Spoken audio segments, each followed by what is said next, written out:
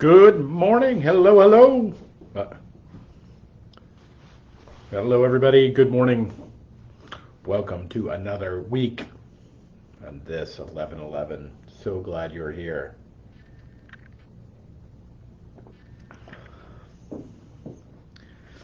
Good morning. Hope you're having a grand day. That there is goodness in your time, in your life right now. Pray for that.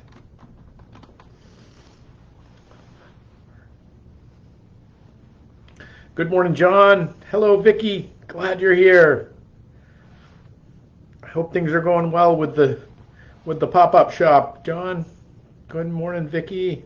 Hope you're doing all right. Karen, good morning to you. Glad you're here. Irene.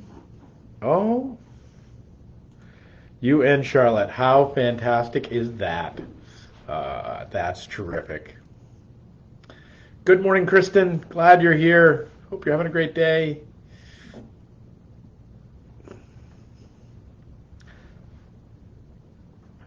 Good morning, everybody. Hello, hello. Glad you're here. All right. Let's get going this morning. It is the John, going okay. Taking a lot out of the top to catch up with another task. Very nice. All right. Good morning, everybody. It is the 9th day of August. We are already a week plus into August time, this high summer, and it is 11:11. And I am glad you're with us. I'm glad you're a part of this. I'm glad you're a part of this journey and here. And I hope that you find today, in this moment, in this hour, with these people who will care for you, will pray for you, and this little community of ours, that you find this a joy and an encouragement, because I know I do. So welcome. Hey, Kim. Good morning, Cecile. Good morning to you. Donna, great to have you with us.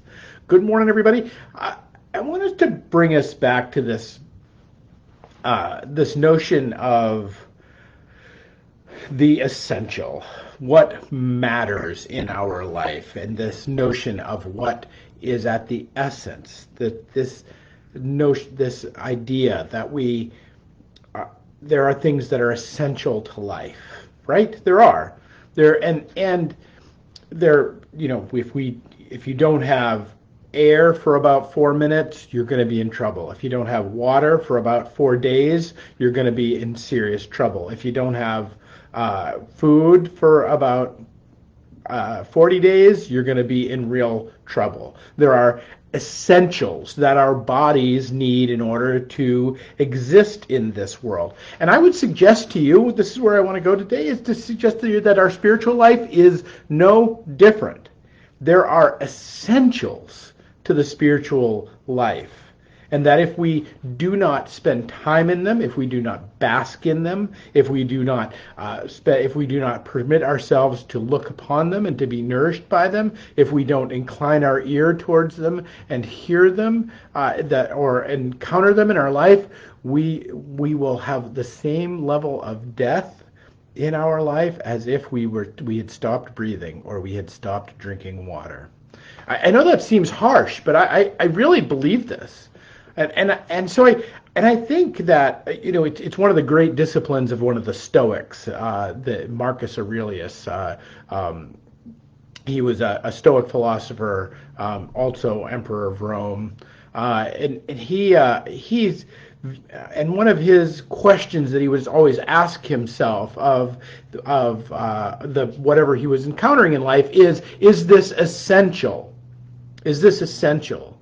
And if it's not essential, what essential thing a part of my life? What is it? What thing that has essence of life in it? What thing that has logos in it, the really real? What thing in it that is not a part of my life that I'm missing out on? He's a big guy for opportunity cost, and I think part of it is what we choose to give our attention to. It is a way of us, spiritually, is a way of us encountering the essential. It's essential for us to be loved. There was a great, that's such a bad word. There was a pretty horrific study actually done back in the before. This isn't a study. This was really an experiment. It was kind of a horror show. But Frederick the Great, all these guys we call great, they might have been great, but they're not particularly nice. You ever notice that? But Frederick the Great, the emperor, actually he had a room full of babies that had been born that either were orphans or didn't have contact with their mothers or whatever. But they essentially were only fed and were then put back in their crib. They were not nurtured. They were not held. They were not brought into closeness and intimacy as they were born. And none of those babies ever survived. It's one of those. We don't tell the story about Frederick the Great much, but it was a real thing that happened, and we see it in babies all the time, that their hunger for touch, their hunger for life, their hunger to be connected to mom and to dad and to those who would hold them and love them. Well, friends, our essence is no different. We are bound for connection. This part of how this whole little ministry that you're a part of right now, that you're here 2+ years later, is because we were in a world that had separated us by mandate and by disease, and because of that, we were all looking for a little way to connect, and we found ourselves here. That this desire, this is one of the essences of life. This is as essential as air. It's as essential as water. And that these essences are, I think, one of the ways that when we're trying to orient ourselves, because I think that's a big task in this life right now of what we're trying to say. We have so much coming into us. The FBI raided Trump. There's all this. There's so many messages, so many distractions, so many ways that will fill up the bandwidth of our attention in the course of our day. And we have a question to ask ourselves to say, is this essential? When God speaks to Job in the 30-something chapter of the book of Job, Job has been, now Job, if you remember the story of Job, Job is afflicted by God, by Satan. All these bad things happen to him. His family dies. He gets sick. He's got boils. He's got all these horrible things that happen to him. His friends come along, say, why don't you just curse God and die? You've got and Job is complaining against God and asking God why, what's going on? Why is this? And Job's and then God finally comes and answers Job's question, and it is this. He says, stop. He says, stop with your railing. Stop with all the noise making. Stop and be quiet for a second and let me tell you what's going on. But it initially requires the reorienting of Job towards that which is essential in his life. Even in the midst of suffering. And in fact, I think at the core of suffering, paying it to what we choose to pay attention to, what we choose to focus on, how we choose to look at ourselves, becomes actually the single most important thing that we'll do in the midst of it. It's the single most important thing we'll do. And there's so many different temptations the way we look at it. And so often it's what Jesus is talking about. What will we call essential? Just because we call it essential doesn't mean it is. Just because I think like I'm breathing, carbon monoxide, and I'm like, well, I'm breathing, that's fine, right? But carbon monoxide will kill me. But no, or am I breathing air? And so too is it with us and the care of our spiritual lives. And it's really at the heart. And I think that is our attention, what we give our attention to, and is it essential in our lives? And part of this is a bit of kind of, I don't know how to put it, preaching to the choir, or the fact that if you're hearing this, there's a way in which you've carved out in your life, you've carved out a piece of a moment where you're willing to put your attention on something else. So right now it's my voice, and as a way of possibly pointing you towards the essential, pointing you, bringing your eyes back to focus on that which is really important, so that you can take in and breathe in the grace and the goodness of God in your life, in whatever ways you find it, whether it's the face of another person that loves you, whether it's the joy of spending time with a family member, or whether it's being being helpful to somebody and loving them.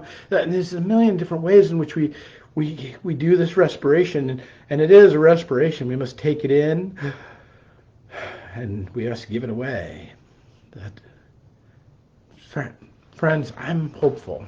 I'm hopeful today that you will think about the essential.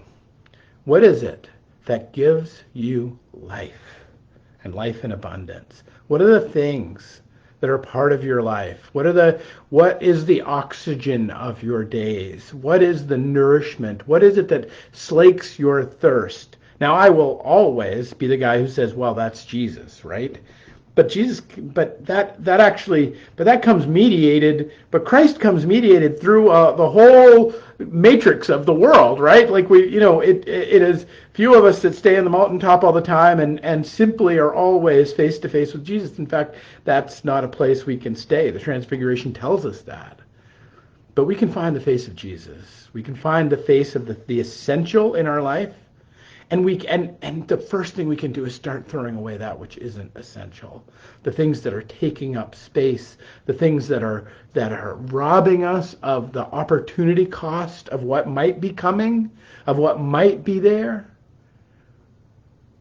Give yourself the gift of spending some time in something that you think is essential today. And I think the fact that you're here is you've already done it. I mean, I'll make that claim, because I think what happens here in this little 11:11 moment is quite literally that critical and that important, that you are turning your gaze, you're turning yourself, you're orienting yourself towards the air. I was a commercial diver for a number of years, and it was very common that you'd get disoriented underwater. It's often on construction sites, because the first thing that would go would be your visibility. You wouldn't be able to see, and so not being able to see, you'd really not know necessarily which way was up and which way was down. And there were a number of times underwater I was convinced that in order to get to the surface, I needed to go actually deeper. Like I was that disoriented underwater. But one of the diver tricks that they tell you, and that is to follow your bubbles, because your bubbles always know the way home. Because your bubbles always know the way to the surface, and so that when we're disoriented, to follow what it is that is giving us life already. What is this that's giving us life? Maybe it's just a phone call with a friend. Maybe it's something, and it's that leads us to the essential. It's that leads us to the true atmosphere. It's that leads us out of our drowning and into the light. It's that leads us home. So friends, my hope for you and my invitation to you in these days and this hours is that you spend some time with looking at what's essential in your life. Maybe it's time with your family that you've neglected. Maybe it's the time with friends. Maybe you don't have any friends. You need to go make some. Maybe there's a hunger in you to study more and to take in some spiritual nourishment. What is it in your soul that is leading you to the surface? What bubbles can you follow to a greater life and love and being? Spend some time in asking yourself through the course of today, is this essential? Is this thing that I'm doing right now? Is this podcast that I'm listening to? Is this political, nattering nabob of negativism that is going on in my head? Is this essential to the care of my soul, to the care of my being, to the care of my life? the invitation, because friends, this life is precious and it is so short, and there is so much goodness, so many bubbles to follow, so much joy and light upon the surface of those times when we find ourselves disoriented. So my hope is you will spend some time asking that question of, is this essential? And if it is, embrace it and spend some time in it. And if it's not, see what it's taking away from you. See what you're giving up for it, so that you might just be alive or distracted or make it through another day, rather than truly flourish, truly rejoice, truly find your way through the surface and to the light. All right, friends, that's my hope for you today. And I have a request for you. One of the great things we've managed to pull off here is that we have now linked our SoundCloud account to our Spotify account. Now, that might mean nothing to you, and if it does, that's great. I'm glad you're out of the technosphere that much. But Spotify is kind of the place that content is largely known and hosted, and is a part of it. So if you would like, we'll put in the link today of our chat, the link to our Spotify page. It actually is really a great interface too for listening to these and catching these when you're not live. All of our archives are there. There are over now 530 either sermons or 1111s on our Spotify page. So if nothing else, if you could go and like that would be spending some time in what I think is essential. So because you'd be helping the church and helping us immensely by following along on our Spotify account. So if that's something you can manage, we would greatly appreciate it.